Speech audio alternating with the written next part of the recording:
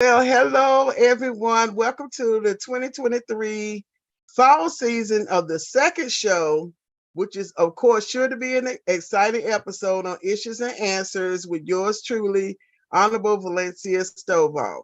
Today is Monday, October the 2nd, and you're listening to the new WCEG Network on WCEGTalkRadio.com, where you can click live stream on the live stream tab, or you can watch us live on your smart TV on YouTube, Twitter, X, Facebook, and LinkedIn. We are the worldwide community empowerment group where we speak life into the community.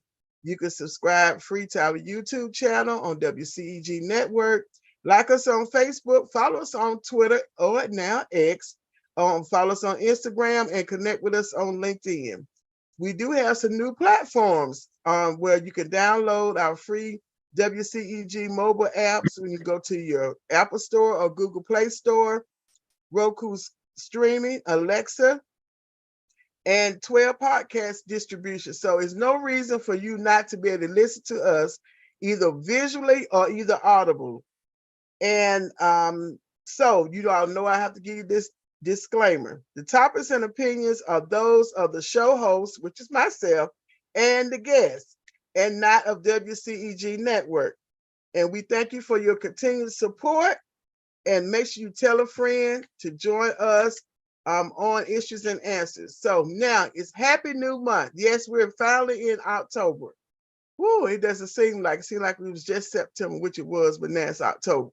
So we're glad that you're tuning in, and we want to actually take a moment of silence for all of our survivors of breast cancer and those who have succumbed to breast cancer.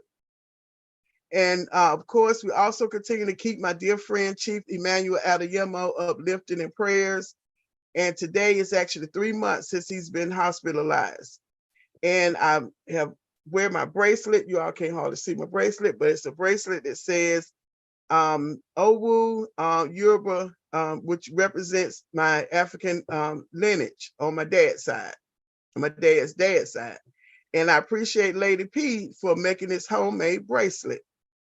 Well, of course, our last episode, we got a chance to hear from Javon and Jordan, who are two youth voices. They talked about education and just life in general. Very, very mature young men. And we appreciate them joining us. And I'm going to have to bring them back on as a special guest somewhere before we finish out this particular season. All right. How many of you all can smell the politics that are in the air? I know every time you turn it on, your TV, your radio, looking on your phone, you are hearing and seeing something about politics. Well, y'all know it's part of everyday life. It's not going anywhere. But it's election season. Believe it or not, I know you're hearing a lot about the presidential election and all the 2024, but we're in 2023 and we have elections that are actually taking place now. They're in full swing. So if you've been riding through your neighborhood, you've been seeing a lot of signs. And you maybe have not started getting those robocalls yet, but believe me, they're probably soon to come. Or you're checking your mailbox and you're seeing these mailers about people saying, vote for me. But most of these races that are going on now are local races. They're either for mayor, city council, or alderman. So we still have some places in Georgia that use the word alderman, which is another name for city council, and school board. And as I reflect on my time as an elected official, where I spent 8 years, I think about the many sacrifices that public servants make on a daily basis. And my hats are off to any person who decides to get into politics, like my guest today. Hats off. I don't have a hat on, but if I did, I'd tip it off. It's definitely cutthroat and not for the faint of heart. Politics is not for the faint of heart. So my guest today is a fellow host of Issues and Answers. So he has a show on I guess the sister side of Issues and Answers. And it's funny because he's also an author, Norman Carter Jr. And it's funny because tables have turned where usually he's interviewing me for running for office. Now I get a chance to interview him. He's a candidate for Snellville City Council here in Georgia. So welcome, candidate Carter. So I don't have to say Arthur Carter. I say candidate Carter. Thank you so Thank you much. And for it's odd joining with the us. tables turned. Yes, you're right. Yeah, and it's funny when the tables turn.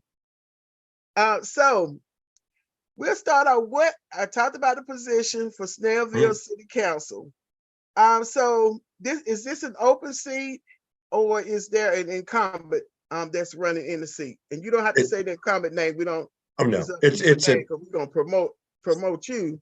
But I just thank you. so the people will know. Yeah, it will be an open seat. The incumbent has termed out.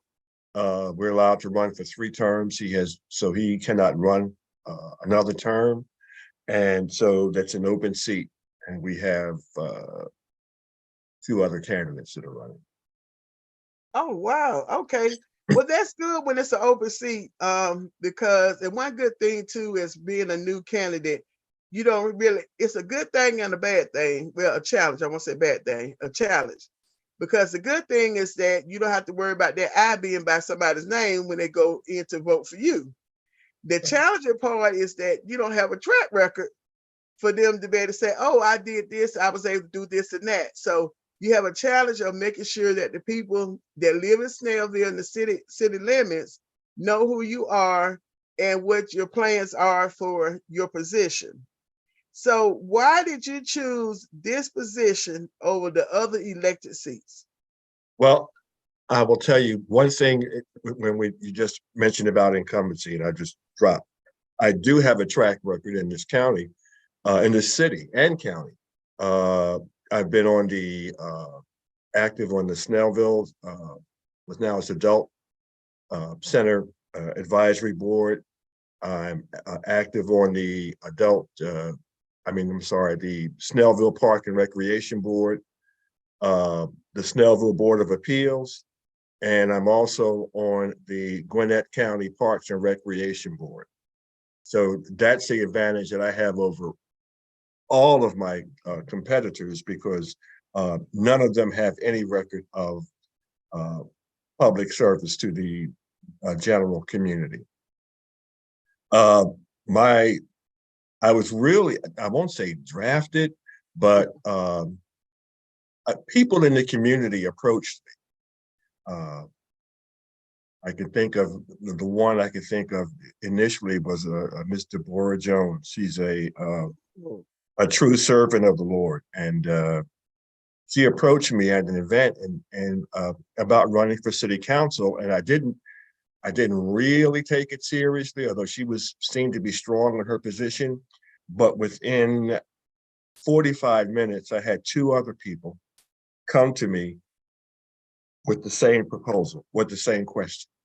Okay. And these were people who weren't even talking to each other. So that began to get me interested. Wow. So, that says something when other people can see what you've been doing and you didn't self-nominate yourself. Right. Yeah. Because sometimes when you say, not saying nothing wrong with self-nominate, you might have some people that's shy and, it might not know how to approach someone, but it's always good. And then, like you said, you got a confirmation because there was somebody else that had not talked to you about it and end up asking you about considering to run. So I think that's definitely an honor for them to see that in you, and especially the experience that you had, even though you might not have been an elected official, but you still understanding the ins and outs of what is needed in the city. And that's the most important part, is that with you, serving on Parks and Rec, so you understand, the leisure, how important what we say now in the state of Georgia, a lot of time is live, work, and play. So you understand, and you've seen the development of the city of Snellville, which is in Gwinnett County, for those who might not know what Snellville is. And then serving on the Board of Appeals have given you another advantage, because you've been able to see where it might have been people that wanted to open up a business or do something, and for whatever reason, zoning says, no, this is not appropriate for this particular area. So, of course, with everything with the government, you always got an appeal process. And so being able to kind of hear actually get into real details as to why this person wants to come to open up a business or whatever the case may be, in the city, gives you another edge up on your opponent. So I definitely congratulate you and for being involved before you even decide to run. So that is definitely a plus on that part. And I must add that listening to experienced people such as you Well, thank helps. you. That's the Thank you. truth. And so as a former public safety officer, and I remember with when you interviewed me, and I think I interviewed you about your book, Mhm. and you being a police officer, in another state, and we were that's the time when everything was happening. I mean, it's still happening now about police training and all of that, and having a special committee that's set up with citizens, and we kind of had an extensive talk about that. Mhm. So as being a former public safety officer, why do you believe a vote for you is the best choice? And what other value will you bring to the city of Snellville that you had not already mentioned about being on those different boards? Well, I will tell you, when you have nearly 30 years in law enforcement, you get to see an awful lot of life from both the political and the not so political stance. You learn to get a feel for people. You learn to listen, and you learn. I mean, being a police officer, you run into it all. It's not just all cops and robbers. A lot of times, people are coming to you with needs that require you to direct them to certain agencies for help. Um, uh, a lot of what we did, what I had to do was a lot of it advising people, more so than getting into confrontations about legal activities and cops and robbers and burglars. A lot of that was just conversing with people and sharing with them information about agencies that might be able to help them. And I think that part, plus the ability to speak to people and keep an even tone. And I think that especially when people are upset or angry, Right. um, it's just a skill I learned very, very early in my police career. I had a little small story where you're taught to be somewhat aggressive, but this one old timer said, "You know what? When other people talk loud, you talk soft." And it didn't make sense to me. And he says, "No," he says, "because when you talk softer, they have to talk softer to listen." And so it helps to bring the temperature down, because the higher you go, the Right. higher the other person goes. So that and learning that also, that just because you have a strong opinion about something doesn't always make you right. Right. Uh, we all are in the learning process. I mean, I don't care how old you are, uh, we're always learning. So I think that helps. And you couple that with I've been involved in public service here in Snellville, I guess, since probably since around 2015, 2016, when I began as a poll worker, and then eventually as a assistant poll manager. That another way to get the feel of people, and you get the idea of how many people believe in the importance of voting. Right. And I think skills as I said before, in learning how to converse with people, uh, learning that sometimes, although the anger is coming at you, it may not be about you. Right.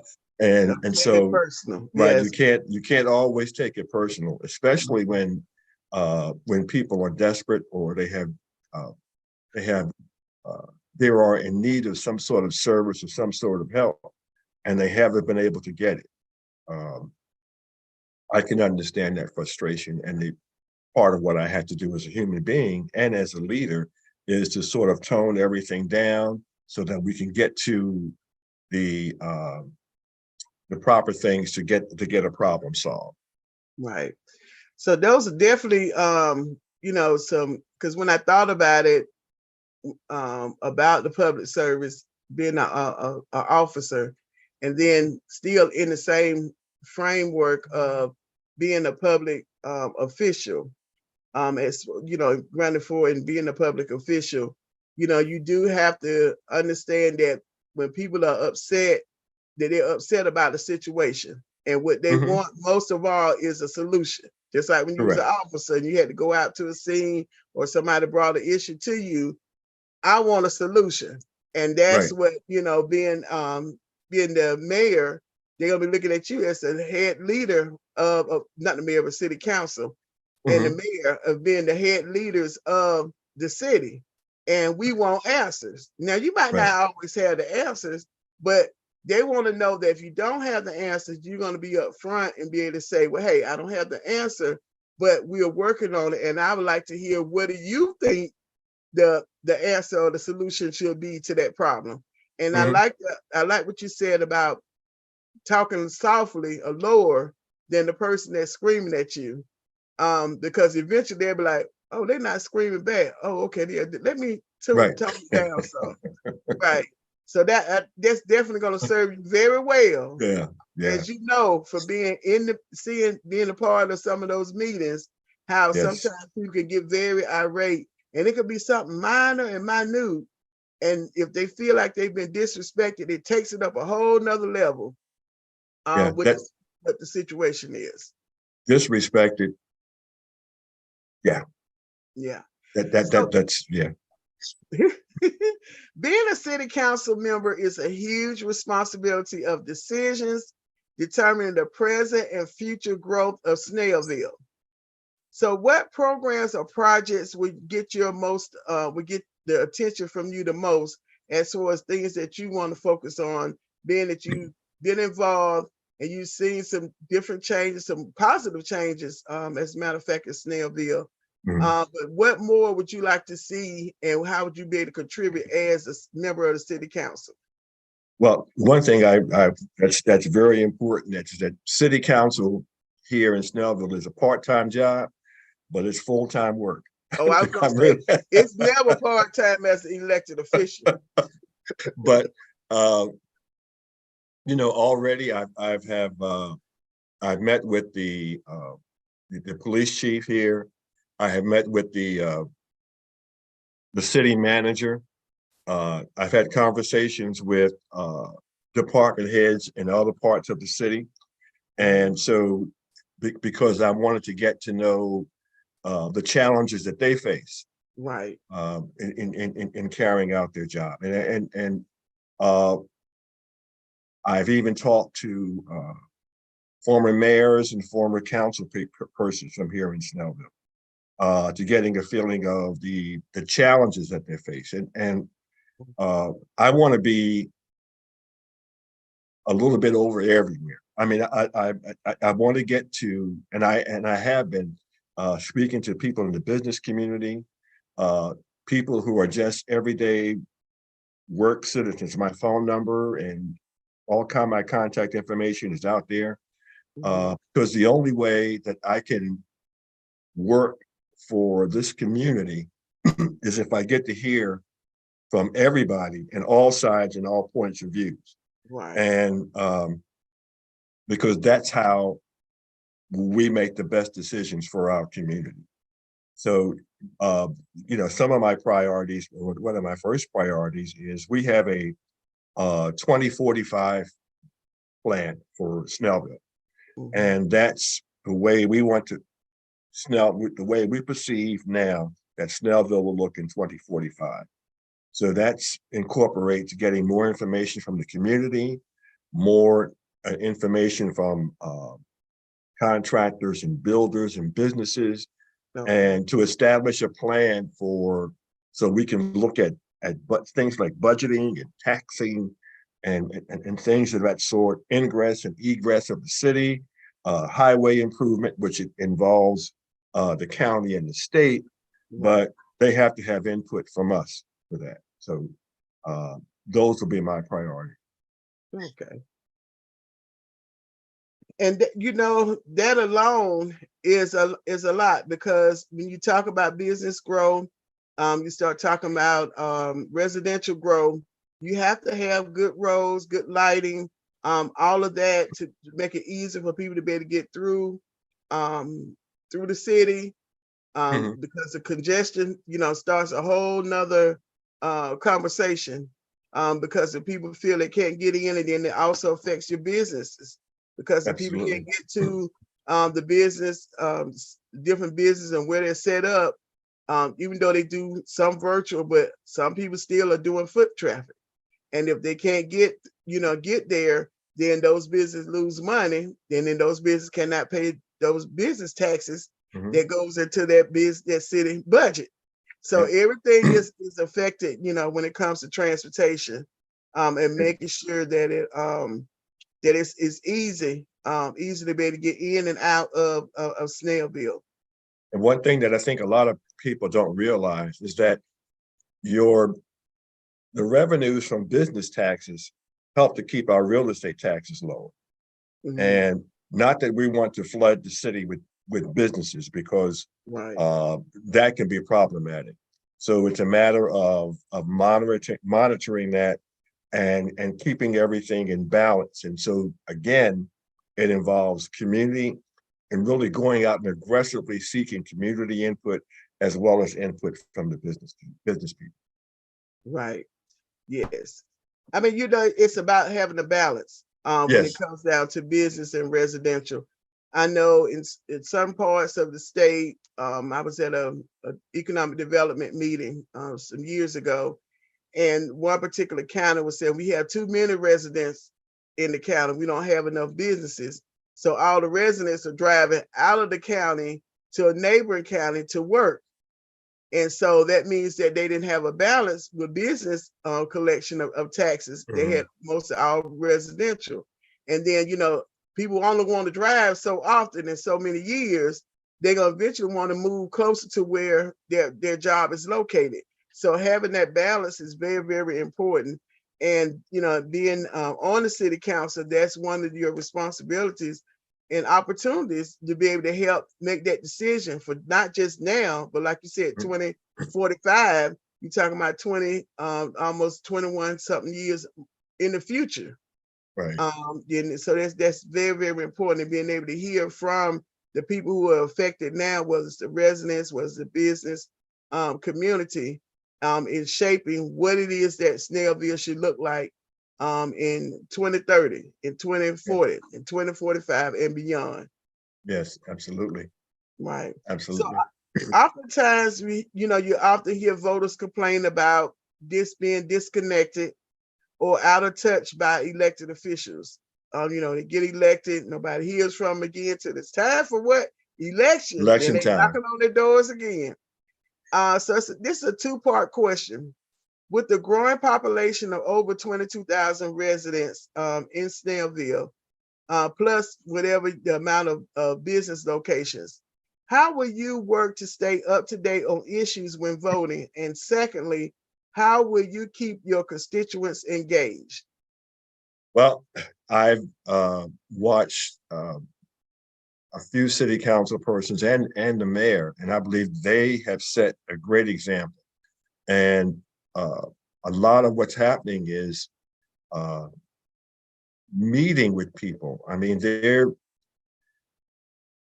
are just tons of activities as far as meeting. We have here in Snellville, we have what we call a commerce club, where all the local businesses are invited the first Tuesday of every month to come to City Hall and eat, network, and actually meet and speak with government leaders about their concerns. I think that's very, very good. Also, you know, on my own level, I have started to visit people where they are. And I mean, the best, rather than organizing a meeting, I mean, I can meet people at their churches and at church events, all sorts of civic events. We have several events here in Snellville that lend themselves to people coming up to government leaders and speaking about their concerns. At every event that we have here in Snellville, there is an informational tent that's always set up for the purpose of citizens to freely come over and speak to their government leaders. And I like that. I like that. But, you know, and also that's sort of a passive thing where you're just there.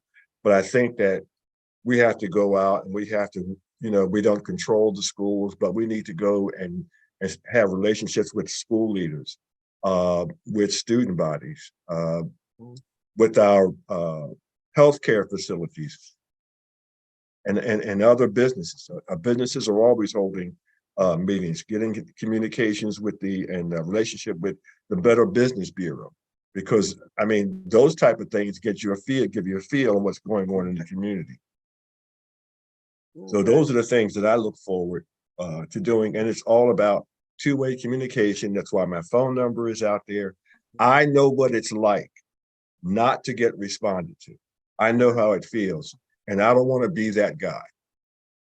But you know, that's a good way to be. I don't want to be that guy, because you were on the other side of that, of reaching out when you saw concerns and then nobody's responding back. Like I said earlier, finding those solutions. You know, that's what the people want the most, is finding those solutions and keeping them involved and engaged and informed about the process.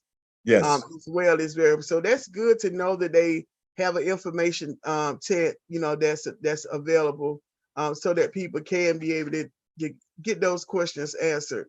And I think that I always have believed that the more even if you give more information than what's requested, that's always a good thing. Yeah. Because what you want to do is reduce the amount of time that people have to spend getting up, using their 2 or 3 minutes for public comment time to complain, but spending that time with saying, hey, yeah, I like what's going on. And you try to reduce the amount of people that are disgruntled. Now, some people, no matter what you say, what you tell them, they just disgruntled. That don't matter. It could be a beautiful day. They're gonna come in, they disgruntled about something, but that's not the majority of the people. So, so definitely, you know, I commend you for that, for, you know, already thinking ahead of those ways to stay connected and not being that guy. Exactly. You know, not responding. So is this a citywide election, or is it slated for like district? Well, it's a citywide, and there are 2 city council positions that are being competed for at the present time, post 1 and post 2. I'm post 1. Okay. And we don't represent particular districts. We represent the entire city. Okay. So, and which is an aid for the citizens, because there's always someone you should be able to reach and get in touch with if you have a concern. Okay. So I think that's a good thing, and that's a good positive thing for our city. So we represent the whole city. Okay. Yes. Okay. And you know, especially with it being such a small, I mean, it's not small, but it's small, but not small. Like I know we have some cities in Clayton that's really, really small. And they, you know, and there's always been a debate about, when it comes to representation, you know, whether having a citywide election is good, or having it honed down to the district. So, you know, there's some, I think, plus and minuses on both sides of it.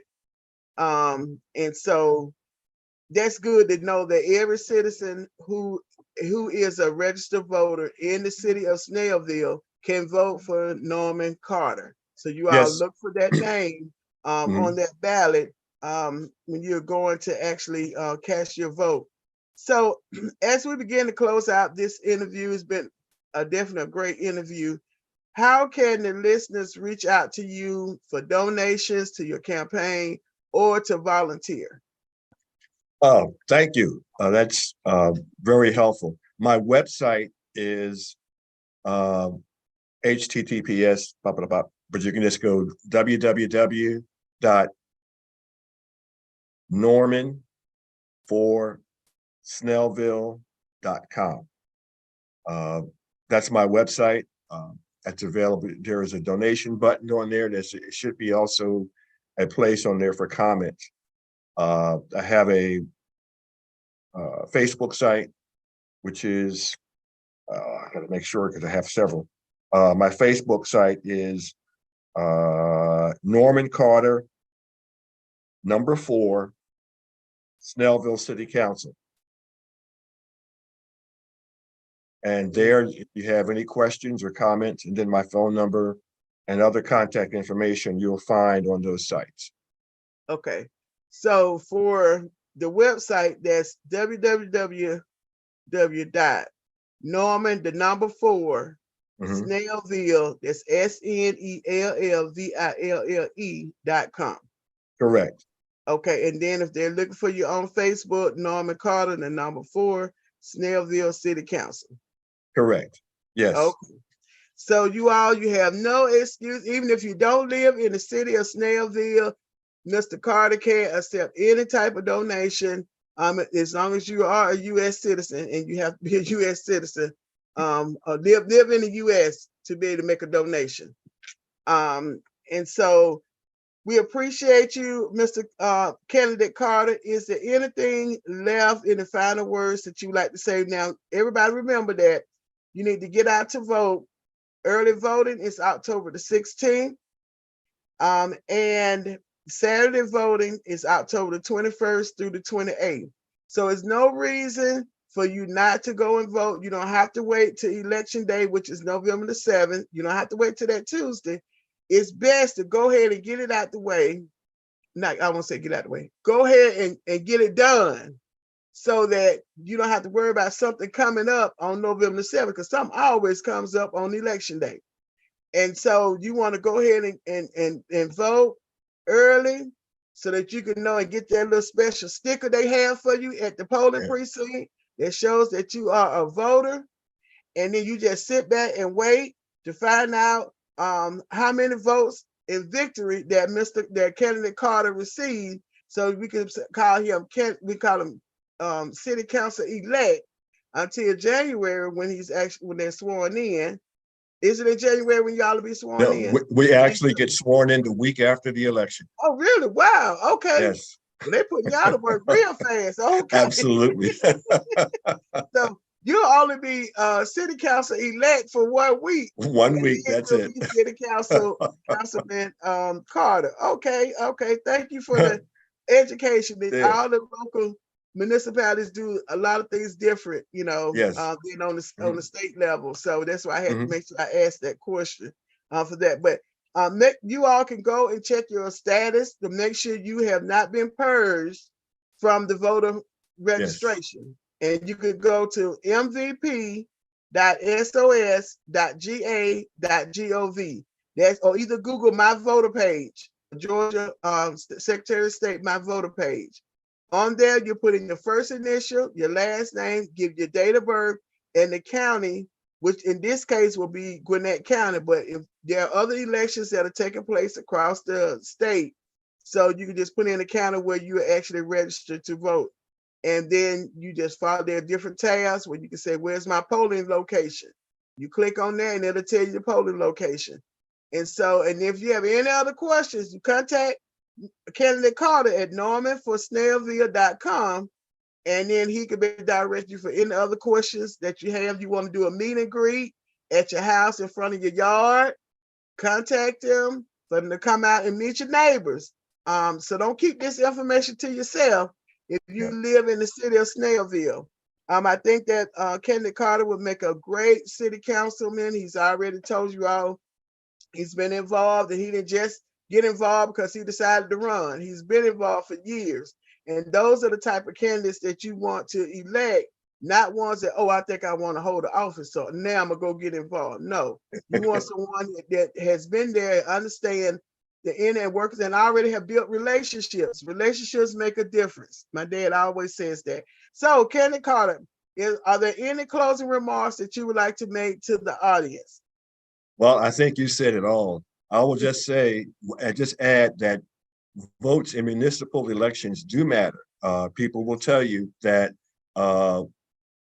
it's all about, you have more impact. Your municipal government has more impact on you and your daily life than your state and federal government. And it's very, very, very important. Never, ever take your vote for granted. Life, things in life can change if you get the wrong people in office, and that affects your quality of life. So please vote smart, vote for me.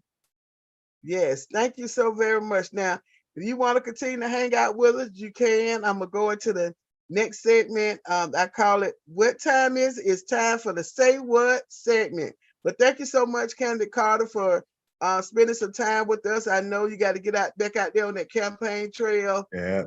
That's always needed when you're campaigning. So we wish you the best, and definitely look forward to bringing you back once you become city councilman, Carter. Thank you so much for having me, Honorable Ms. Stovall. Yeah, you're welcome. Thank you. So you all know it's time for the Say What segment. So every day there are situations happening all around us that make us want to say what? In the what? Yeah, what in the world is going on? Okay, so I'm going to start this off. Y'all know we were in government shutdown. Well, potential government shutdown. Then, for some reason, there was a particular Democrat that decided to pull the fire alarm to be able to stall on the vote that need to take place in the House. Now, we're talking about in Washington, D.C., y'all. We're not talking about here in Georgia, because they're not in session. They don't go back into session until January.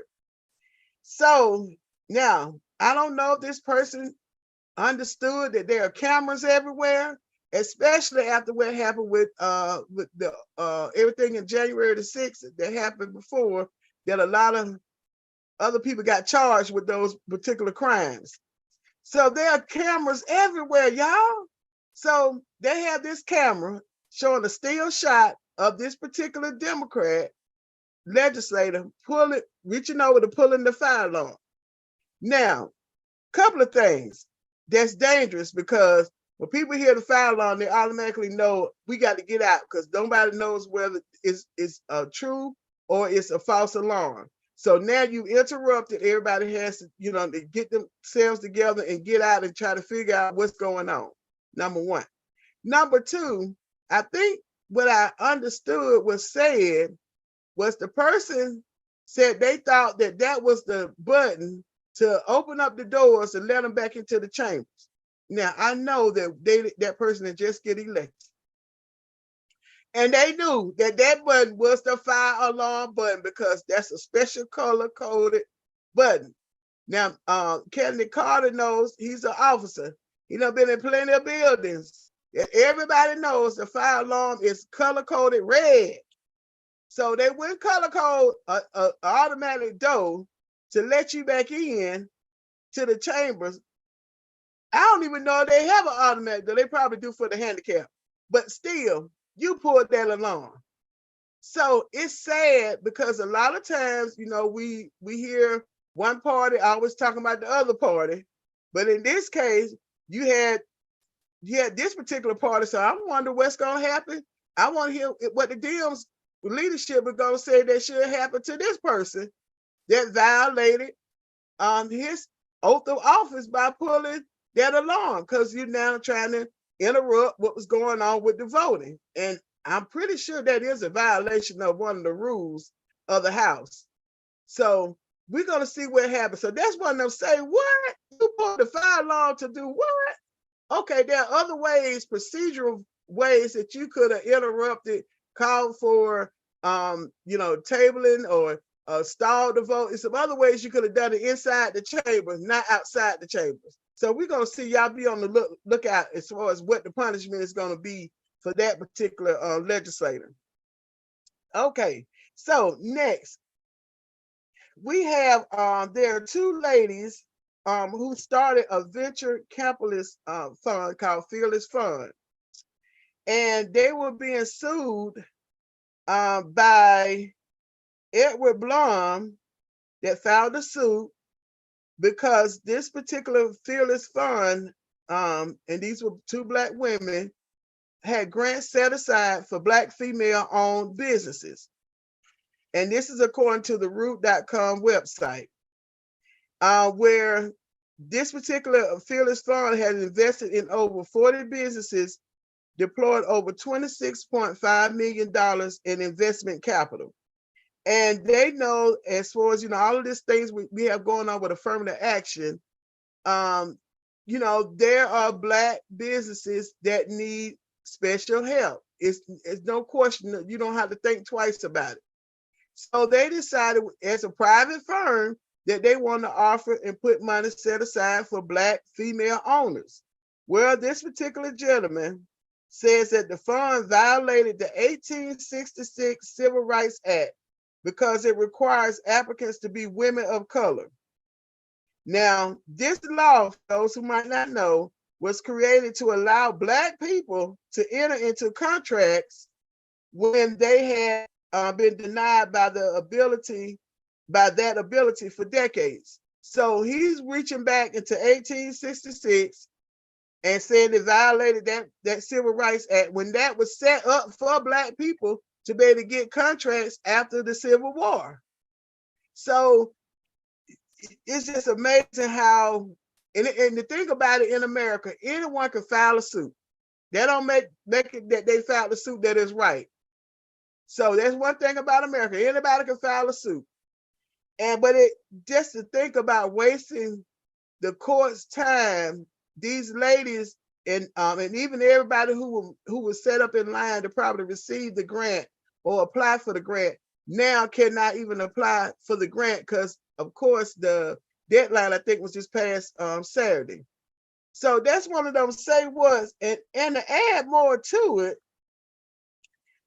in July of 2023, according to the businessinsider.com, a federal judge in Tennessee issued a ruling that challenged the Small Business Administration's AA Business Development Program. So for those who might not know, the federal government sets aside a certain percentage, I think about 5% of contracts, these major contracts, that your tax money and my tax money, everybody's tax money goes towards that they are actually voting of in Washington, D.C. about the budget. So this whole thing we're talking about with the budget, the government shutdown. So the government sets aside a certain percentage for businesses, small businesses that don't have the same advantage as larger business would have when they have to go and bid for contracts.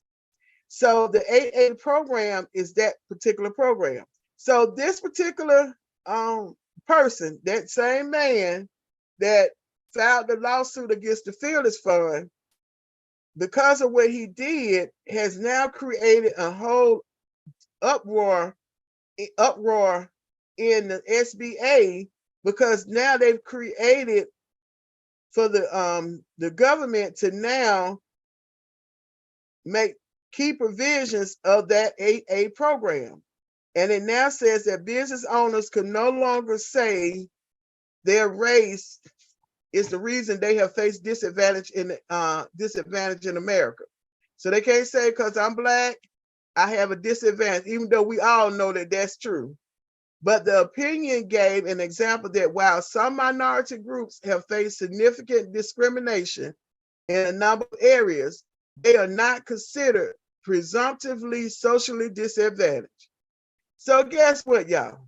Now the SBA has put in a ruling to change the process for small business owners that were once considered disadvantaged, that in order to receive these funds through the AA program, and remember I said that's the program that they get a chance to bid, and they're able to bid and they set aside 5% of those contracts are set aside. That means they're specially earmarked for small disadvantaged businesses.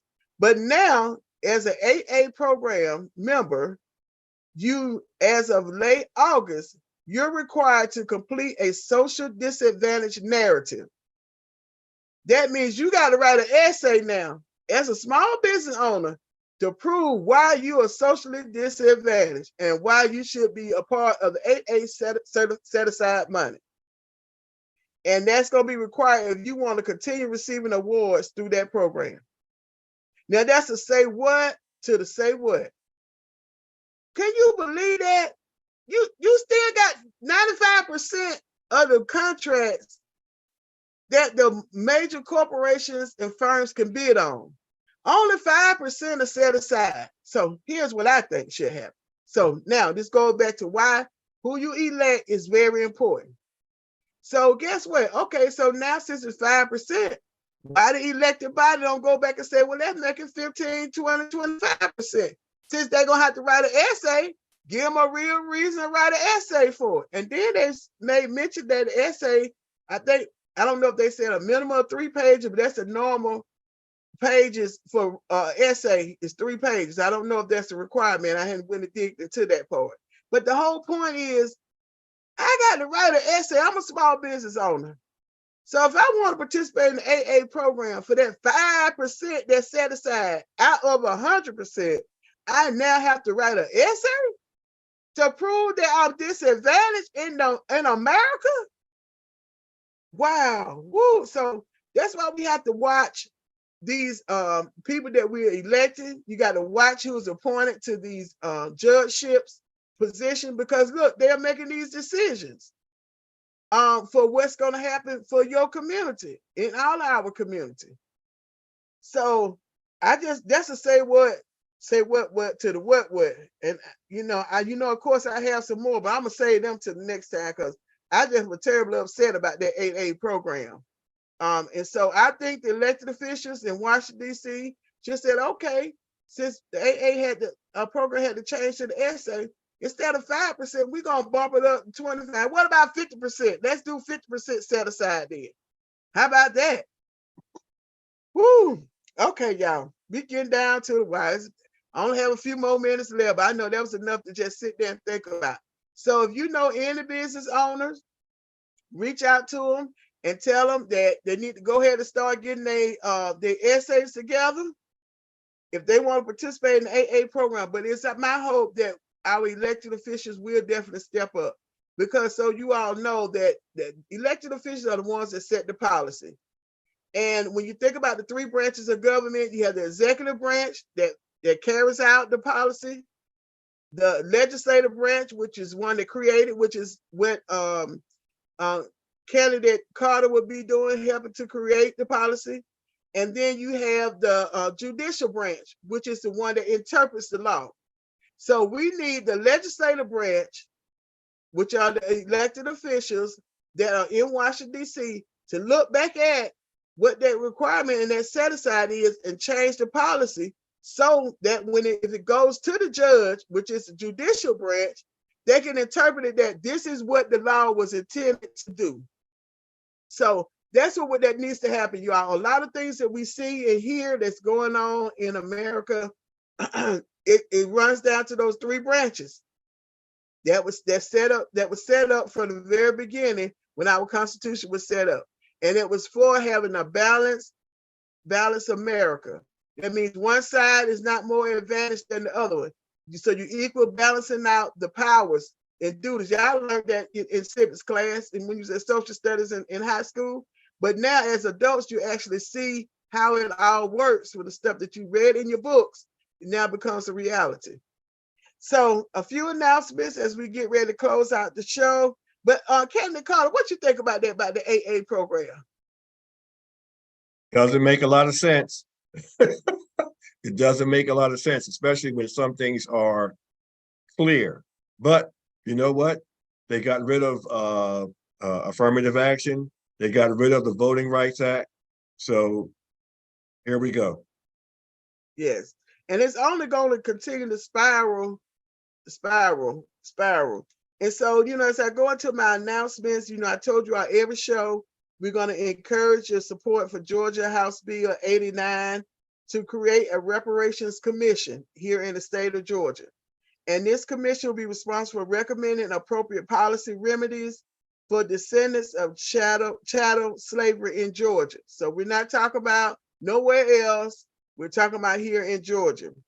And so we need you all to get involved by visiting reparationssunday.info.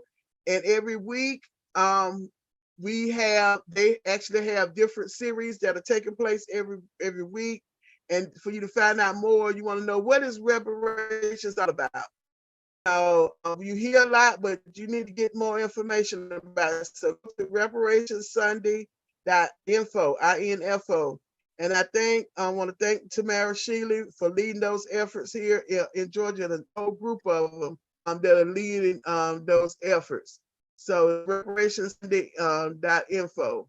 And after a while, one of the comments I saw came in, so we're gonna have to start guessing how many jelly beans are in the jar.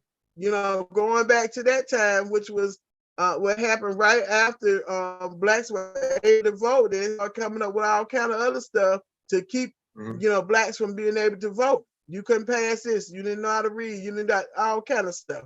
So yeah, we got to be on the watch out for that. So also make sure you're checking your status for Medicaid coverage. Many people will drop because of the new system.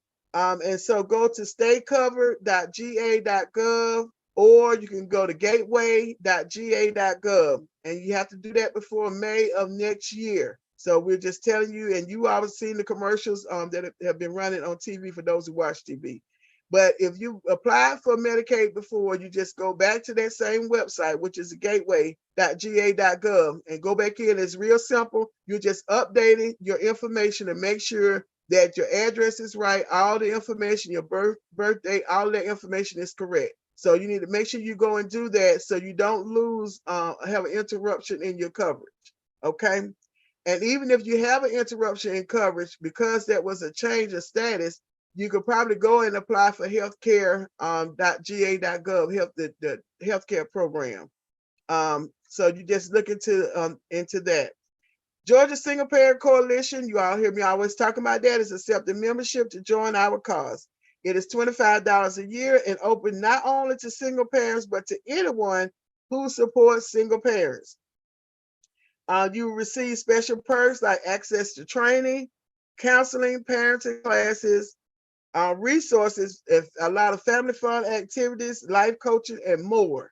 So you can go to nationallg.org, nationallg.org to find out more information. And we are now opening up our nominations for the 2024 Georgia Single Parent Legacy Builders Recognition and Awards event. You all know we go to the Capitol every year. March the 21st is Georgia Single Parent Day in the state of Georgia. It's also a national holiday, but that was my second piece of legislation, House Resolution 279, that was signed into law, that designates March the 21st as Single Parent Day in the state of Georgia. So we go down to the Capitol, we invite single parent folks that know single parents that come down.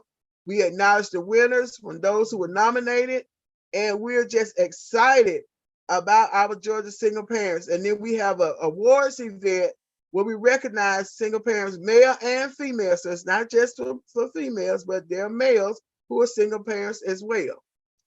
All right, so time has caught us real soon. And all good things must come to an end. And this is not our season finale show. So guess what? We'll be back again on October the 16th. So we air our shows the first and third Mondays of every month. Not every month, but let's take a first and third Mondays at 4 p.m.